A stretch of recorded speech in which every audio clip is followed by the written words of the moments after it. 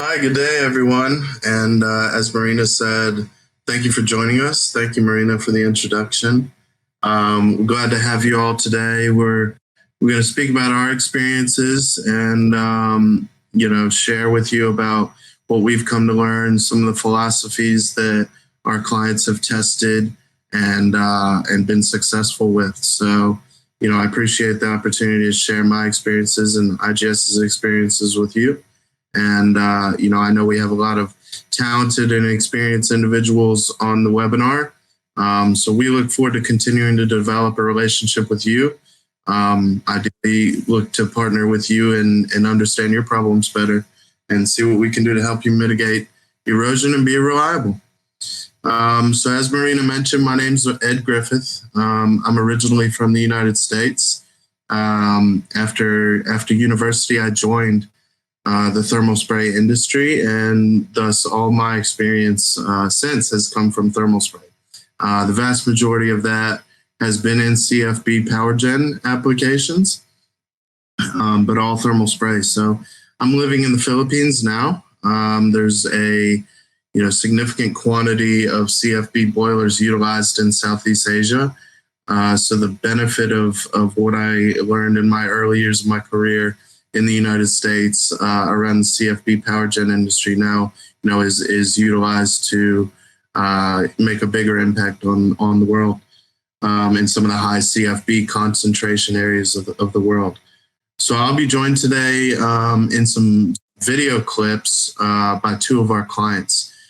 They were nice enough to allow us to interview them, ask about their experiences, and so they'll be sharing some of their industry experiences as well as dive into experiences with IGS. So first will be Joel Taylor. So Joel brings 15 years of experience in engineering and being a boiler specialist and maintenance specialist in the CFB power gen industry. He's worked across 5 facilities in the US, and in 4 of those facilities has worked alongside IGS. Or brought us in as a part of his reliability strategy. Most recently, he was at 2 300 megawatt CFBs in the United States. Secondly, we'll be joined by Pete Klein. So Pete brings 28 years of experience. IGS has worked with Pete at 2 different plants, and most recently, he was in a facility, a cogen facility that was burning construction debris, thus created a significant corrosion and erosion problem. So quite a bit of unique and diverse experience between the two of them, and we're glad to have them share with us today. So without any further ado, we'll begin the discussion. So today we'll be talking about, in our mind, pathway to reliability and various CFB erosion management strategies. So the CFB technology has been utilized for the utility scale power gen applications since the early and mid 80s. There was some early utilization in Europe, I believe Germany to be precise, and then CFBs were initially utilized in the US since the mid 80s, 85, 86, I believe was the first commissioned unit in the US. So why these units were initially designed and brought in for larger applications was obviously the improvement on emissions, the ability to get rid of the SOx, to manage the NOx. They're able to burn less volatile fuels. So you have a wider range of what you're able to burn, who you're able to, sort of the economics at the plant. You have more opportunity there. They have a known ability. We know that there's a known ability today to switch fuels if the economic dynamic changes for the facilities. So with all of those changes comes various knock-on changes to the wear dynamics of the fire side of the boiler tubes. And obviously, we as the people on the ground have come to learn that these units are significantly maintenance intensive. The maintenance is intuitive, but needs to be done right for the plant to be successful. So we are focused on the fire side of the boiler tubes that make up the combustor water walls. Those experience erosion. Obviously, CFB stands for Circulating Fluidized Bed. So that within that fluidized bed, there's inert bed material. Often the coals and the fuels used have a higher ash content. So the purpose of that inert bed material of fluidizing the bed is to absorb the heat from the combustion activity and then be fluidized and propelled into the air, and then obviously slide along the boiler tubes to transfer that heat into the tubes. So from that process, there's a mechanical erosion component. Some people think of it as like gradually sandblasting the boiler tubes over time. High velocities of airflow, change in direction of airflow, and design characteristics of the unit can create unique localized erosion zones. So, our role and often the people that we work with in the facilities, we have the job to manage that, to intervene and apply a strategy that will mitigate that erosion by creating a barrier, arresting the tubes in that condition. So a lot of the zones that we're focused on in the boiler in terms of erosion and potential erosion locations, lower combustor, so higher volumes of material that are airborne at that point, turbulence and change in direction, also the return of unburned fuel particles into the bottom of the combustor. If there's a shelf-style refractory interface, the corners of the combustor have a higher volume of fuel in them. Working up the unit to the wing wall panels, as you see on the photo on the right, there's a penetration through the front wall, which creates an interface. When the bed material and ash are sliding down the boiler tubes, transferring the heat, when they meet the intersection of the wall, there's an impact. There's a change in direction then of the material that's on the wall, and thus a localized erosion effect. The shelf of the panels up towards the roof of the combustor and adjacent to the cyclone, yet again, another area where fuels change direction, high velocities, and impact and interface with the boiler tubes creates that mechanical erosion component. So that's obviously something that has to be managed. So, erosion rates vary, boiler location to boiler location, and also, amongst two sister units, there'll be a different erosion dynamic in that. So studying that, studying the erosion rates, studying the zones, pulling on our past experiences of, various OEMs, different countries, various maintenance philosophies, is where we feel like we've gained a expertise and capability to assess that erosion. So as you can see on the right, during outages, the study of that in terms of NDT data, ultrasonic thickness, gauging thicknesses of the boiler tubes, and then creating a map of those, conditionally formatting that so you can understand where is the most significant erosion, then looking at it from a perspective of, where are we in the boiler? Why is this happening? Before you recommend a solution is critical. So obviously with, in terms of return on investment in the reliability program, we would look at it as follows. And this is, the clients who align with IGS in terms of how we approach the problem. This is how we see that they've come to look at it. So first prize is we've got to get the boiler to be reliable.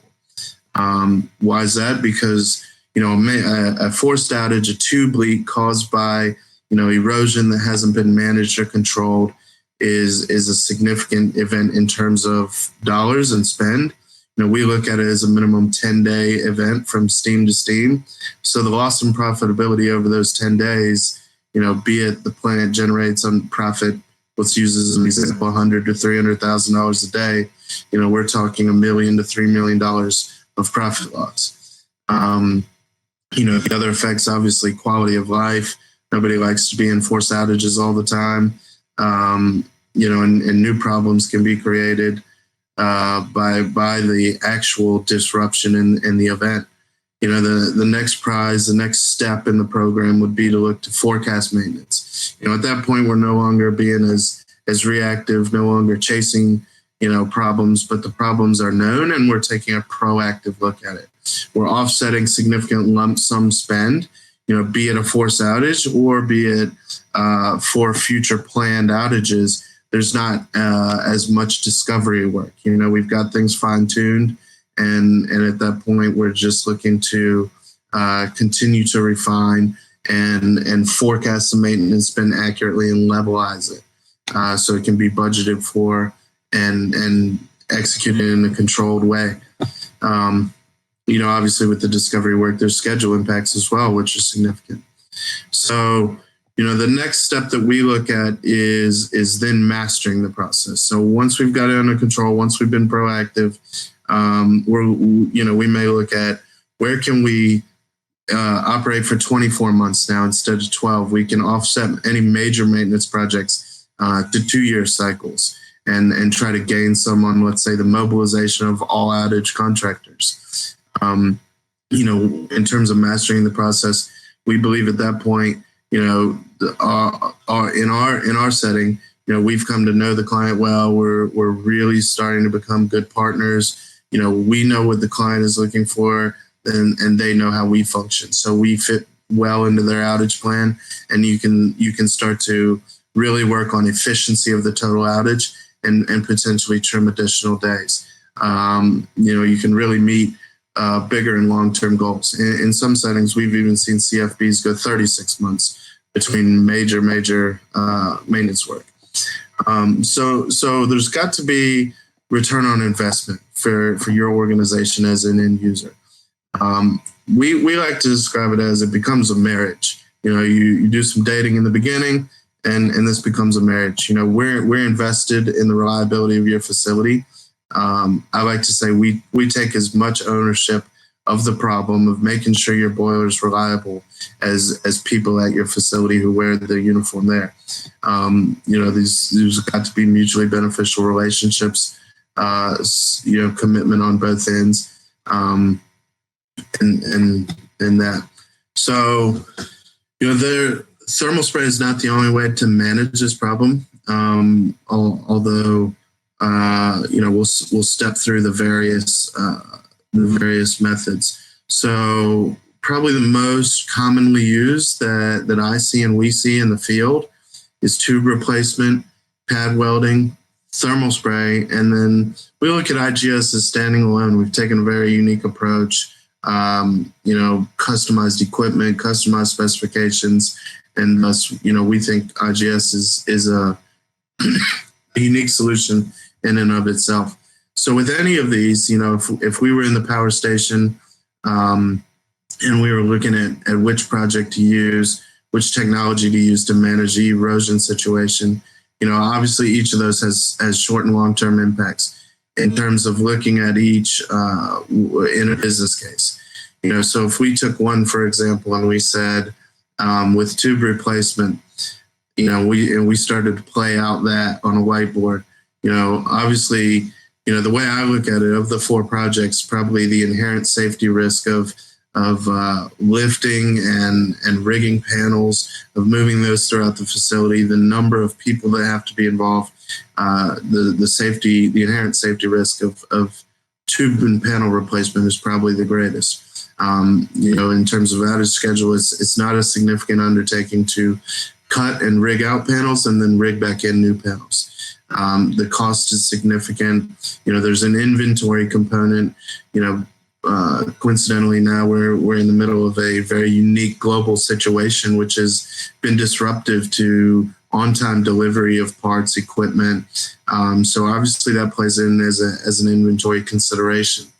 In terms of the long term, keeping with the same example, when you think of tube panel replacement in a CFB, alignment is of the most critical nature. So, will I have to do this again? Is this going to solve the problem, or is there going to be other problems that they could and have a high probability of coming from this intervention? So that's how we would, and that's how we'll discuss it today. But that's how we've seen that many people play these out.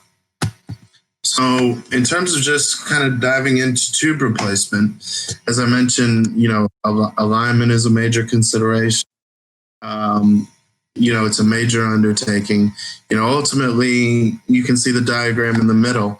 You're not going to replace tubes that have 15% loss, maybe 15 to 20% loss. So, you're going after probably tubes that are 30% plus loss.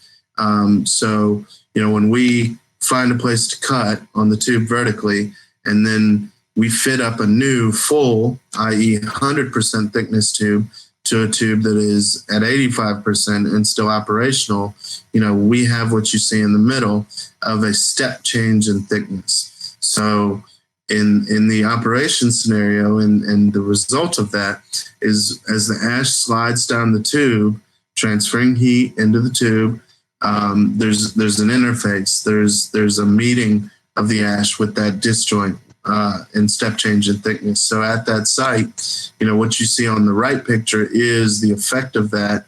There's the localized gouging begins at the impact point. So any protrusion into that ash path is obviously going to be a site of localized erosion, which I believe many people are familiar with. So alignment of the tubes, very detailed process. This is a large project in and of itself.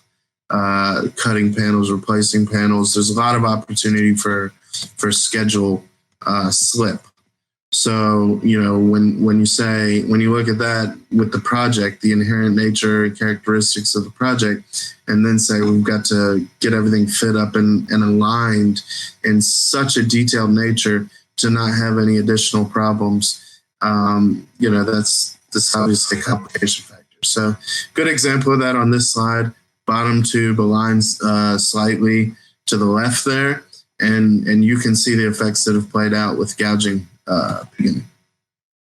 So when we look at pad welding, probably the first common thing that people would say about pad welding is uneven surface. So again, high spots, protrusions into the ash path, really uneven surface characteristics. So as bed material slides across the boiler tubes, at any high spot, there's going to be additional erosion at a much higher rate than the gradual thinning that's ongoing throughout the unit. Again, this can't be done on thin tubes. So, there's a risk of blow through if it's attempted on thin tubes. Due to the tube wall just can't handle the heat and the impact of welding. Again, a significant undertaking. So to do massive areas of pad welding, it's going to take a lot of time relative to, for example, thermal spray.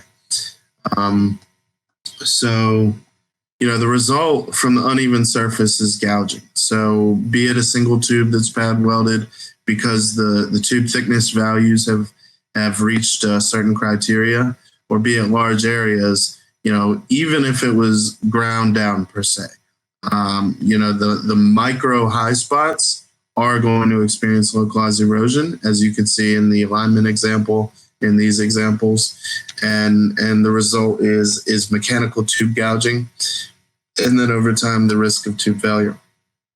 So at this point in time, we're going to cut away to one of the videos of our clients. It's about 6 minutes long, and they're going to speak to their experience, dealing with these and sort of the evolution of their view on reliability interventions.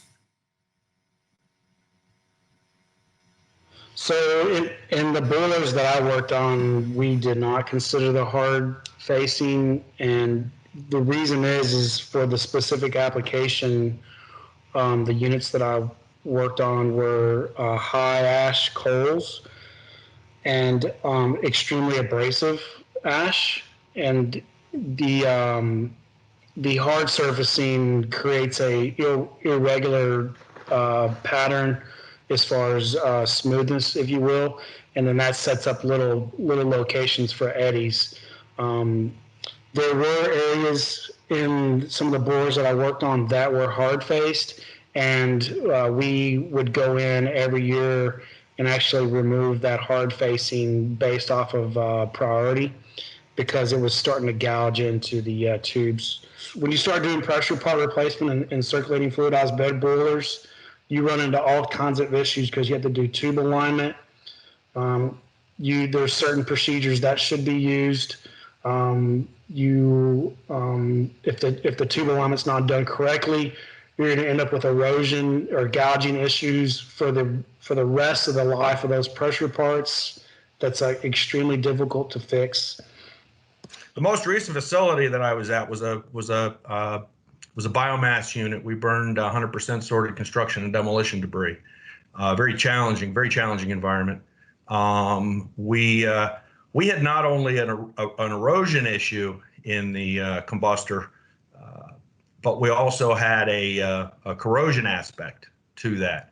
And so we had really a corrosion erosion mechanism going on there. And it was not only affecting the typical small areas around the refractory, the refractory tube interface, cyclone inlets, and those specific areas. We were seeing tube wastage over large areas of the unit. So we had a very large area that we had to protect. And in doing that, the approach really became to prevent us having to get to the point where we had to do large panel replacements. And to your point of the outage cost, when you were looking at tens or hundreds of thousands of dollars a day in terms of lost production, your point is very well taken in that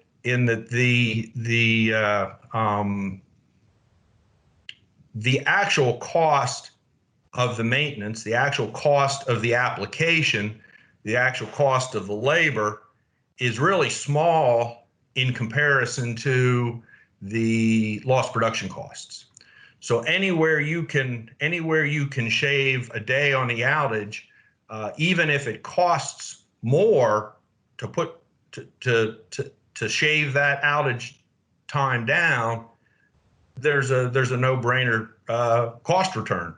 When you look at the operational savings and the cost of lost production time.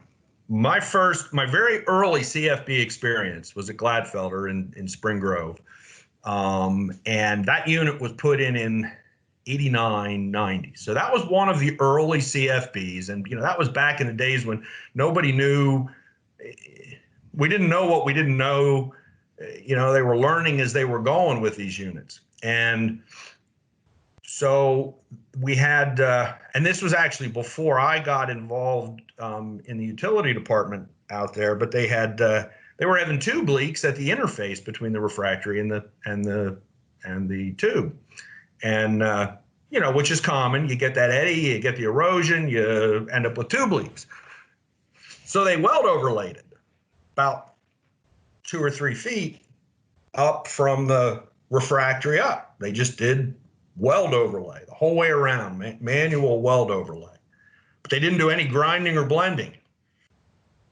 So, what that led to was, more tube leaks. The thermal spray application, if done right and evaluated and looked at holistically, enables you to put together a long-range plan. So you can evaluate what areas you need coverage on, what areas you need protection, and how long that's going to last, and map that out over a long period of time. So you can levelize your maintenance spend over time, as opposed to letting the unit get to a point where you need to do a significant amount of work, tearing out panels, and having a large capital spend, and an extended outage duration at various intervals in the in the life of the unit.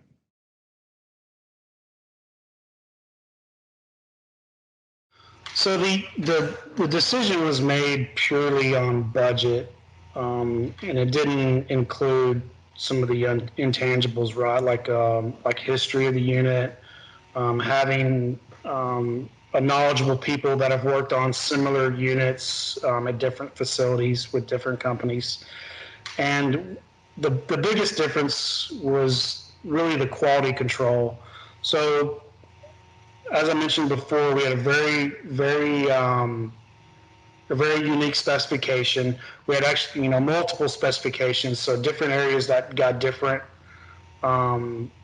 thicknesses sprayed on, and the other contractor did not have the capability or the knowledge to perform the appropriate quality control measures. And so myself and two other individuals had to perform that function ourselves. So we found ourselves working, crossing over multiple shifts, extremely long days, and then since they didn't have a proper QA process for our application, the outage, the thermal spray time was increased, mainly because they had to go back and make repairs, remove material, and then reinstall. And then we would go back, we would perform the quality control checks.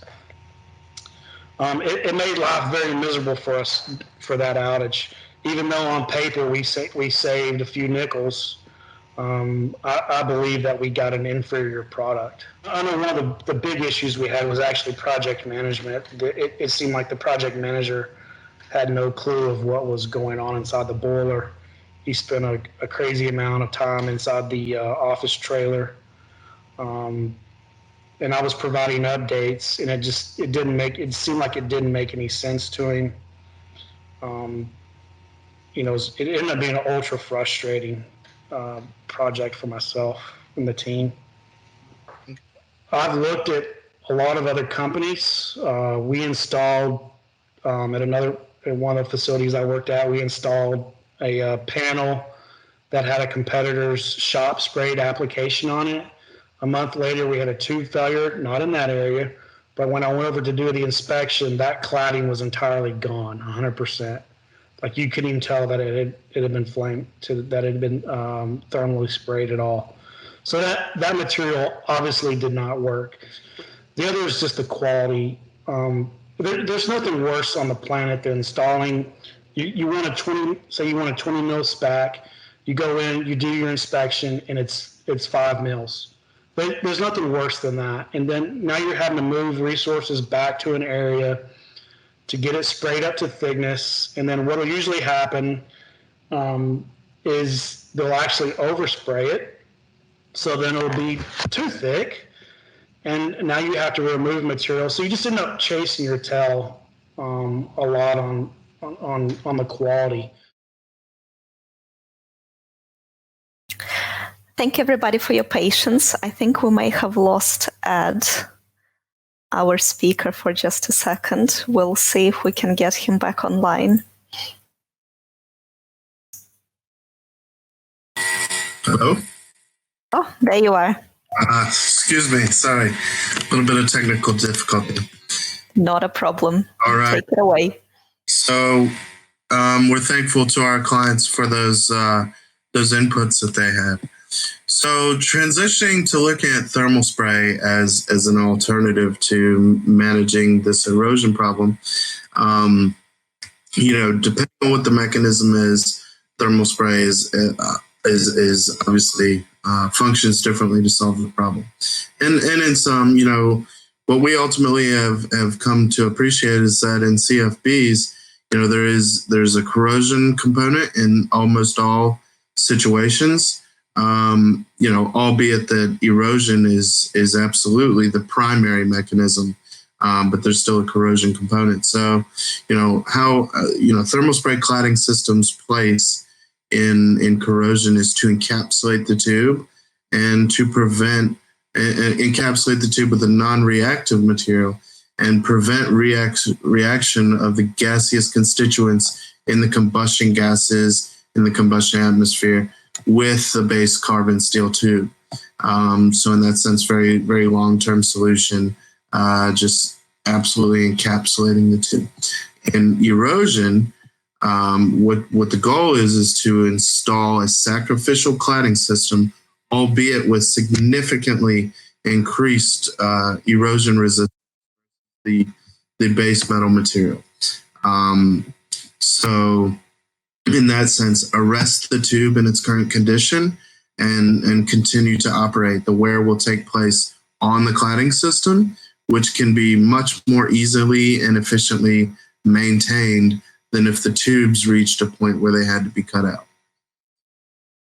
So thermal spray, what should it be for the end user, be it IGS's thermal spray or anyone's thermal spray? So proven long-term maintenance solution.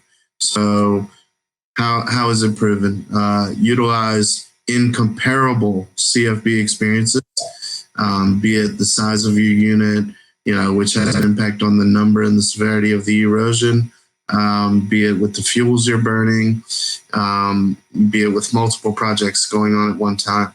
So obviously applied to the fire side of the boiler tubes and critical power gen assets. So, these are assets that need to be reliable. There's no question about it. Applied on site, there are thermal spray cladding companies who are more focused on shop work, for example, whereas IGS's infrastructure itself to be a field application company. And obviously an experienced partner comes back to CFB experiences. So, we don't believe that all thermal spray companies or all thermal sprays are the same.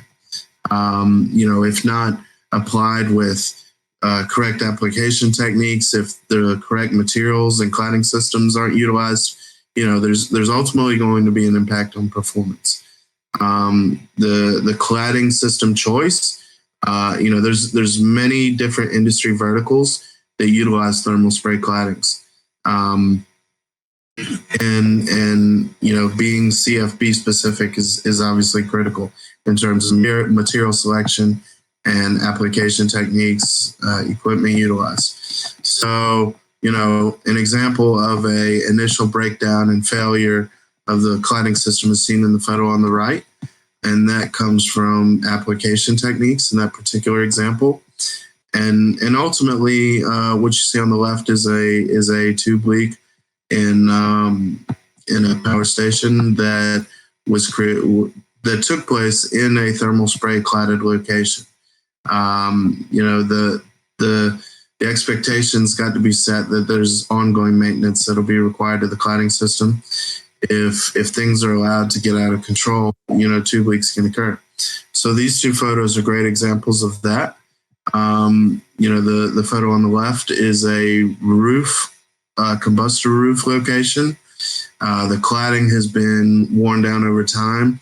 It obviously wore completely away in the darker sections during operation. So in the sense that thermal spray cladding systems can be utilized on thin tubes and arrest them in the current condition, well, if they wear through during operation, there's additional wear that's taking place on a tube that's already potentially thinned and obviously compromised, and that was the reason we protected it.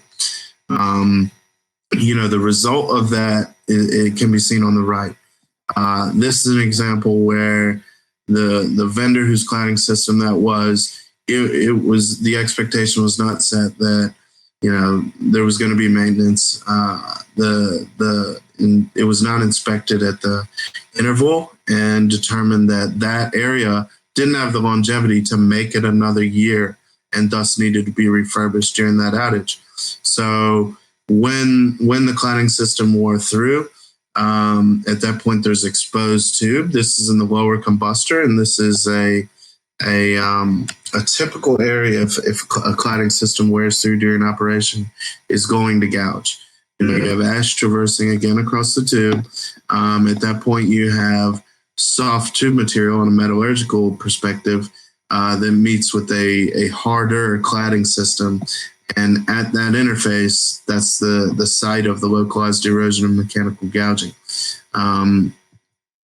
So what are the failure drivers of unspecialized thermal spray systems, and what does IGS, work through each of these to engineer our own specification and design our equipment and materials and process and infrastructure around, engineering out these issues. So materials, you get commercially available materials that are not fit for purpose, that are not designed for the CFB environment. With a characteristic of that is not being refurbishable over time, not able to be scaled to higher thicknesses and higher erosion zones. They may lack a measurability. So, when you look to less expensive materials, you often come across iron-based materials. In an erosion sense, they may have that hardness value. However, if they're not measurable, I've spoken a bit about designing a specification for each erosion area that is relative to the erosion rate in that area. So if we got a team together to design a specification, do a deep analysis of the wear in the boiler, but we didn't have a measurable material, when we go into the field, we'd really be hoping for the best. And when you have one opportunity a year to invest in the reliability of your unit, hoping for the best is not an option that we see as legitimate. The personnel who are utilizing this equipment and material, you may have the best material in the world, best equipment in the world, but if you don't have people that know what they're doing, obviously, the cladding system, the integrity of that, can be completely fouled. And we believe that this is probably the most difficult and impactful component is personnel. So, experienced across thermal spray application with the knowledge of, the critical components there, but also CFB experience, the ability to make decisions in real time based on what they see. When technicians, when quality control personnel are in the field at the coalface, seeing something that brings to their attention that, there's a potential problem here, and bringing that to, their team leaders' attention that there's a potential quality risk is critical. So, there's CFB techniques, be it application, QC, or inspection, that we have customized, and we've not seen the extent to which anyone else has done this. CFBs are a unique beast. There's mechanisms that don't occur in other units and impact thermal spray claddings in a unique way. So if application techniques aren't engineered for the environment, you can see the impacts on the previous two slides. If the QC isn't done properly, then obviously we can't confirm that the spec is met. During future inspections of the cladding, when we're trying to determine longevity, if our material lacks measurability or we lack the ability to QC it effectively, we can't determine with any certainty that there's enough longevity to continue operating reliably. So with equipment, obviously, utilizing the right equipment, there's been a ton of development that IGS has done, but to improve upon the initial thermal spray cladding systems that were used at volume. So, low velocity systems have inherent issues with larger particle size, has an obvious effect on corrosion, has an effect on density of the cladding structure. So these materials can induce stress, which can lead to spalling and delamination from the wall. So, why do we believe that we're any different? What have we done to be different and improve upon each of those things? So, we've been doing this a long time, have been working in CFB since their early utilization as a technology. In early years in the 90s, we invested in a metallurgical laboratory and we employ materials scientists who are in-house at our headquarters, who are customizing, developing materials, cladding systems, equipment to create the best scenario when we're pulled into unique situations, or when we need to take a look at a CFB from the aspect of characterizing ash, studying erosion rates. We're pulling these individuals in, and thus we have gained a intense understanding of the capabilities of our cladding systems. Throughout the years, as well as more recently, we've continued development of our team. We've added individuals that have come from many years of experience as an end user, as a someone who's played a major role in the development of the CFB industry, for example. We've added those people to our team to enhance our understanding of how do these units operate, and thus, how do we evolve our solution to fit the problem. So, have continued development of our business to have a major global footprint, local to most all major business environments, and utilize and implement a proven Western technology. Our IGS CFB material that we've developed has been in utilization for over 5 years at this point, and that's sort of a, it's an iteration, but it's so obviously we had CFB specialized materials before 5 years ago, but we have 15,000 square meters or more under our belt of use of the IGS 8450 cladding system. So substantially proven. A lot of opportunities to continue to refine the craft. So this is just what we look like out in the field. Obviously, it's clear that there's an attention to safety. This is what it looks like to apply a high velocity thermal spray cladding, if anyone's not familiar. And on the right, most importantly, what you can see is the individual's utilizing a magnetic liftoff device to measure the cladding system. So because of the materials that we utilize, because they're non-magnetic, we can use this device to measure the distance from the end of the probe to the magnetic surface or boiler tube. So really efficiently utilized, really, really easy to learn. It's intuitive, not much room for error. So that is extremely important. So, just as an aside and to paint a picture, our individuals in the field are taking about 15,000 of these readings per shift. That's the quality controllers. So as the crew gets larger, the number of quality controllers increases. And then as well, on a multi-day project, let's say a week-long project, we're taking millions of readings to self-assess and self-control our cladding systems. So in terms of global footprint, obviously widespread globally, many operational centers that we've set up through the globe, U.S. headquarters in Richmond, Virginia. Over the last decade, you can see that we've done over 1,200 projects. So significantly experienced. The breakdown of our work between oil and gas and power is seen. Of the power work that we do is the vast majority now is in CFB power.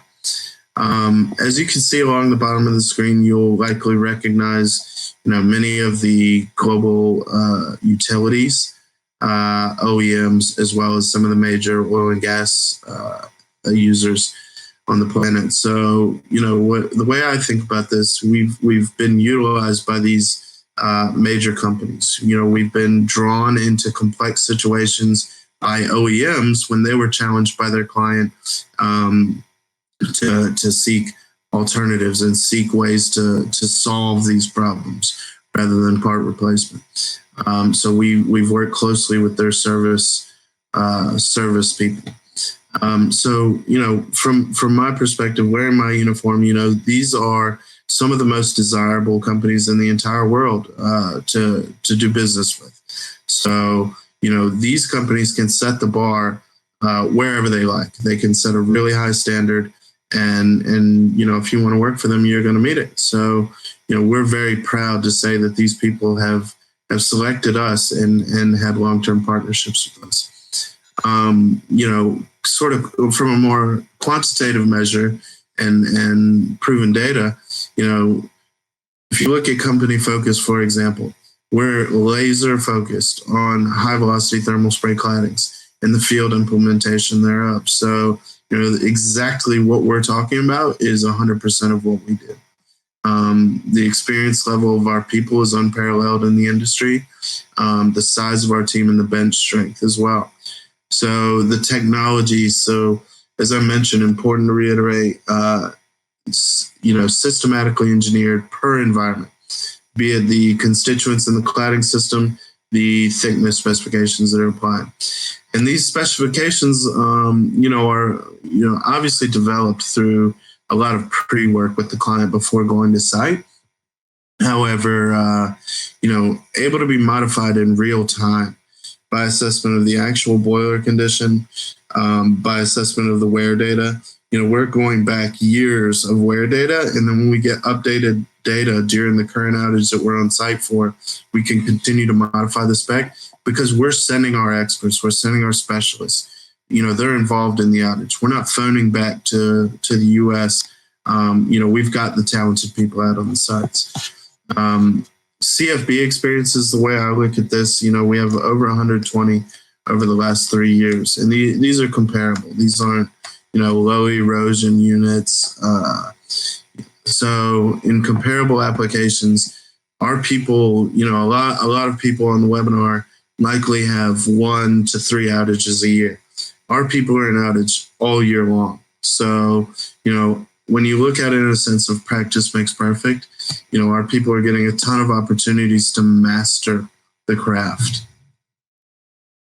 So just a couple case studies quickly. These are really unique cases, and they're also near and dear to my heart. So as I may have mentioned in the beginning of the webinar, most of my experience has actually come from field implementation of these technologies. So project management, being the specialist who's on site to modify the specification and digest the wear data. This is a situation where in the Philippines, we were brought in, there was another vendor who had been utilized, who was falling short. So we were given the opportunity, to do some work for them in 2018. It was really a test, so we could prove ourselves and make good on our claims that we had made. And they said, look, if after, they have 4 boilers at the facility. So they said, look, if you guys, after a year, if the cladding system does what you say it will, we'll consider utilizing you for some additional work and beginning to transition over some work from you for you. And, we came onto site, we did an analysis of their data, of their boiler. We worked closely with their people. And just from that one experience, they decided to go ahead and wait no longer and go ahead and shift over all of the 2019 4 outages to IGS. So, I think that says a lot when they were, going to prove it to the management team, go the safe route. But they saw enough just working with us in that first outage to transition. So this is in the northeast region of the United States. Some of the more recent boilers that are CFB boilers that have been commissioned, very large, 350 megawatt, and Foster Wheeler's the OEM. So again, experience across OEMs. In this situation, again, they were utilizing someone else. The vendor was falling short. What happened was the expectation was not set. They did an application. The expectation was not set that there was going to be ongoing maintenance.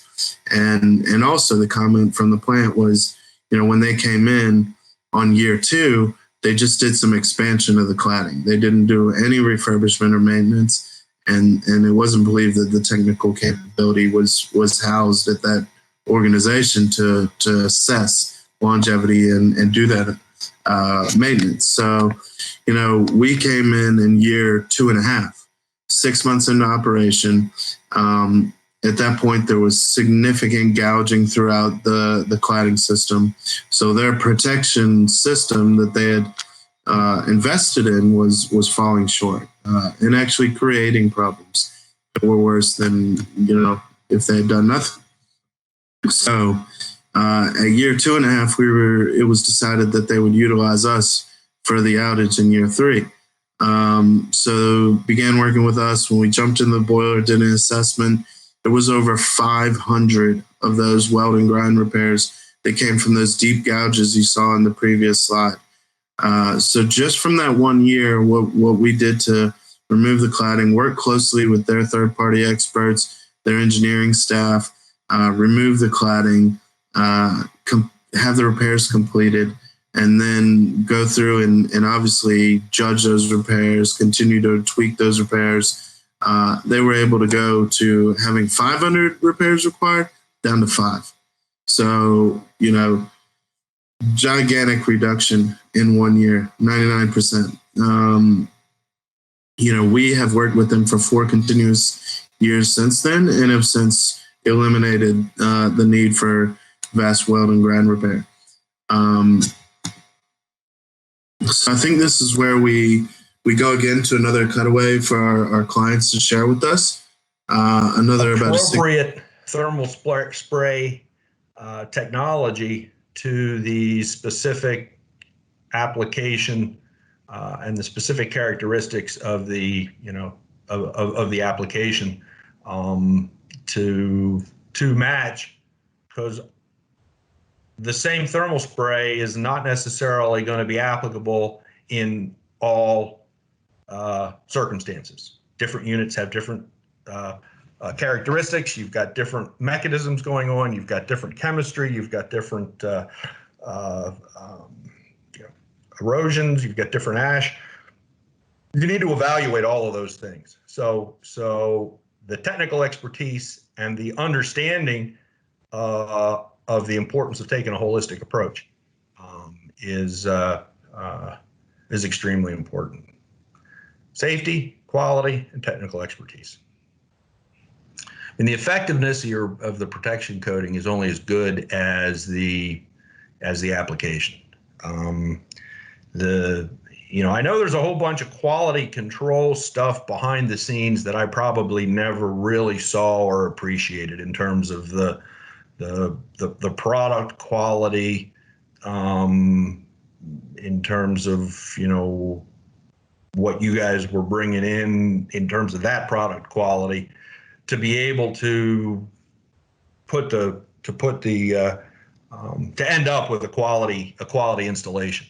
I know there's all of that. That's sort of behind the scenes stuff that I never really got into. But the quality of the installation is, it's paramount. I mentioned it before that you have a poor application, you have poor quality in your application, and that failure is going to be worse than if you didn't have a metal spray protective coating at all, because you're going to end up with gouging, which significantly accelerates the loss of integrity of your pressure part and ends up with a catastrophic tube failure. Well, one of the neat things that I saw that evolved over time was the communication between the client, myself, and the IGS project manager, and even down to the individual team members. We developed a very good trust relationship there. From the first day that they actually came on site, we involved them in the inspection process. If we were showing them what we were looking for, and then that helped them understand really what our problems were. On the quality side, I've seen the evolution of just the QA/QC program, where we could actually start tracking thermal spray down to a very small block, if you will, what we would call a scaffold bay. And the reason for that is The last unit that I worked was extremely complex as far as the corrosion process and the erosion corrosion process, and we needed to do more with less, and so we had to really come up with a program that would allow us from year to year to be able to see what's going on, how the thermal spray application is working, and then what we can do to improve the reliability of the unit. And then just the knowledge of the applicators. When they were installing the material, they could actually perform their own inspections and see a bunch of issues prior to my inspection, and they could fix those there, they could fix their own spray issues. So they have some little bumps or something like that that's unacceptable. They could fix those prior to my inspection. So that saved me, just days of inspection. And plus, I only have 2 eyes, but if I have 8 guys that are spraying, now I've got 16 eyes looking at the cladding, and it just makes the overall quality of the product better. It makes you feel kind of comfortable when you're having a discussion with the project manager, and you're talking technical terms. This amount of erosion mils per year, or this is a purely corrosion process, and then they know how to prescribe, if you will, the correct material for the application. During operation, we had fouling, we had buildup, we had erosion that was eroding that off and re-corroding, and so there were some mechanisms going on there that I didn't, I wasn't expecting and didn't understand, and we were seeing some significant tube loss, and that's where we got together and we talked to we talked to some of the gray-haired guys with the PhDs that you referred to, and really delved into what was the mechanism behind the leading to the problems that we were having. So once we got a better handle on that then enabled IGS to sort of custom tailor a solution, a product and a protective coating solution, the application that specifically met the conditions that we were experiencing in the unit. The focus on quality, the recognition of quantifiable quality control measures, I think has been an area that IGS is focused on, recognized the value of, and has continued to improve to the benefit of the unit and the unit owner. And being with IGS for a while and seeing what what you guys are bringing to the table in terms of the technical expertise, the CFB understanding, and the knowledge of the technical knowledge behind what the guys in the field were doing, and seeing the results. It was one of those things where you have something that works and is doing what you want it to do, and you have some successes. I couldn't find any real drivers to motivate changing from success. Thank you, Marina. So what I want to leave you with today is just some final points. You can see that we have worked hard to be a local company to our clients, to the major markets that we work in. Able to react, able to be efficient on mobilization. But we're utilizing a very proven Western technology with a global reference base. And with that comes the experience of learning from, the experts that are on site working aside us, as well as our clients. We've gained a lot from them, and we have brought value to them as well. We're unique in the thorough condition assessment of the boilers. So an understanding of how the units operate, an understanding of, a vast spectrum of wear conditions, of solutions, and of continuous improvement that we've seen globally across OEMs and people with different maintenance philosophies. Working with people who just need a short-term fix and who need, obviously, who are in the scenario where they want to operate longer than a year, for example. So the expertise that we have developed from that has allowed us to have a good understanding of how to recommend a proactive program to solve the problems of today and look at and solve the problems that could get us tomorrow. We're implementing cladding materials that are specifically designed for CFB erosion. And we have developed an extreme understanding of the capabilities of these cladding systems. We're using the best material. We do have the best people and the equipment as well. We have from this we've been able to have a history of extension of run times. So for us, this is not a test. I think that's important. You're not a test case for us. We have done this. We've spent we've invested time, money into enhancing our capabilities and technology to be able to do this. So, we've been drawn into new situations every year and had to tackle the problems. And we have a history of being successful in making the unit reliable and then looking to extend run times. And ultimately, our clients have been able to extract value from the interaction with us, from the true partnership. The fact that we take ownership of figuring out the problem and solving the problem. And ultimately they've been able to win. And from that, it's been a mutually beneficial relationship. With that being said, I'd like to thank you all again before we head to Q&A for attending the webinar.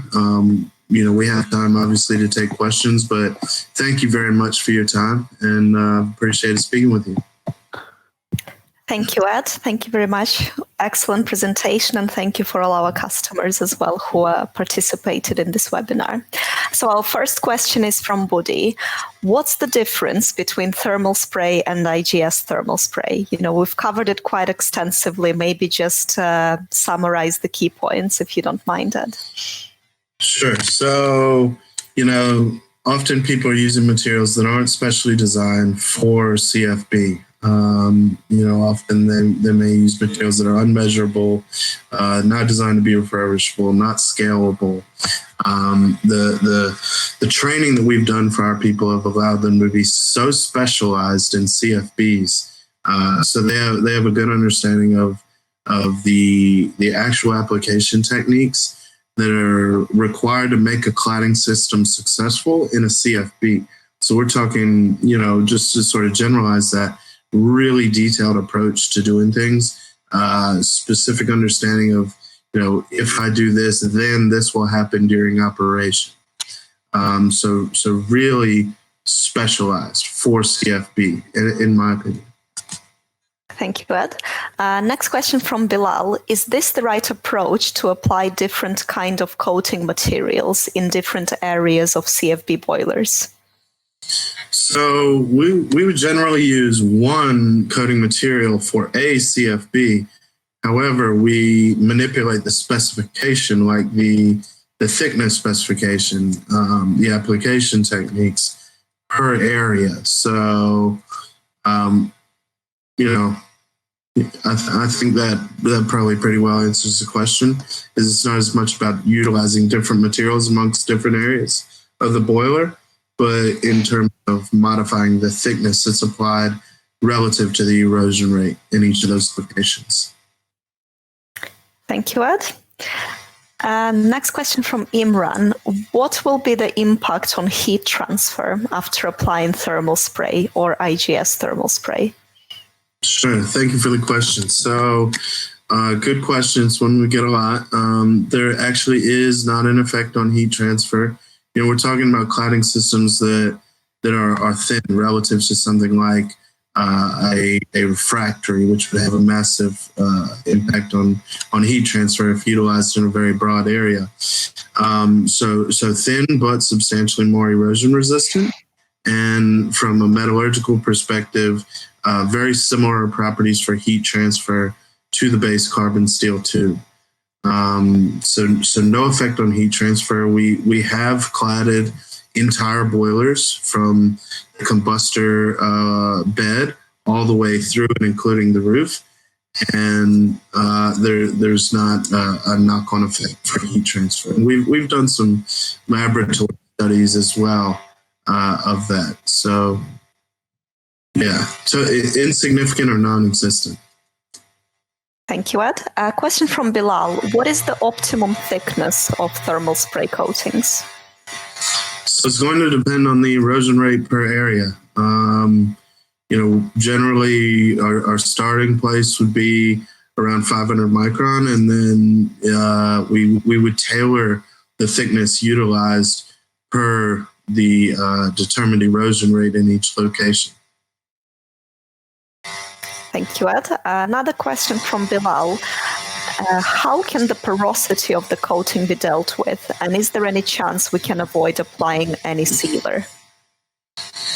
So that would have to do with materials utilized and the conveyance technology. So that's how we deal with it. Other thermal spray systems and materials that are utilized obviously have limitations in space. So we have developed and engineered around that. So we have addressed the problem of porosity effectively. Thank you, Ed. A question from Sami. How often do you typically need to renew cladding in the lower furnace? So again, it's going to depend on erosion rates in each location. So and it's not a situation where you're going to get through a year and you're going to have to refurbish or renew 100% of it. We've seen anywhere, depending on the unit, depending on the severity of the erosion, anywhere from probably 15 to 25% refurbishment required, 25 in really aggressive units. But we're generally from a new application, you could go 2 years, but it's also us working closely with the plant and getting that point of really gaining an understanding through conversation, inspection, and additional conversations of what are your goals? Do you want to push it, or do you want to play safe? Do you and then we'll from that conversation develop criteria to do our inspection, and ultimately that's how we it's going to be case by case, but it's not a scenario where every year you have to restore or renew. Thank you, Ed. A question about comparison of weld overlay to thermal spray. What are the key differences between these two options? And is there one of this to consider, the first one to apply to increase reliability? So I would absolutely say the first one to apply is thermal spray. With weld overlay, you're going to have the uneven surface. You're not going to be able to do it on tubes that have, worn significantly. Whereas thermal spray, you can do it on thin tubes. You can arrest the tubes in that condition, and then you can continue to operate with those tubes forever. At 30 to 50% thickness loss, you could operate with that tube indefinitely for the life of the power station. With with a weld overlay, you would potentially have to change out the tubes first. You know, when you're looking at how much area that you can cover, you can probably do about 3 to 5 times more, you know, if not more than that, thermal spray in the same time that you could do weld overlay. So the amount of coverage. So that ultimately, you know, the length of the outage project is relative to that. We could probably do the same amount of coverage, like let's say 1,000 square meters or 10,000 square foot, in a 10th of the time, or in a 20th of the time that you could do the same weld overlay project. Thank you, Ed. Question from Patrick. What level of pre-project, pre-engineering is required for thermal spray compared to having to replace the tubes?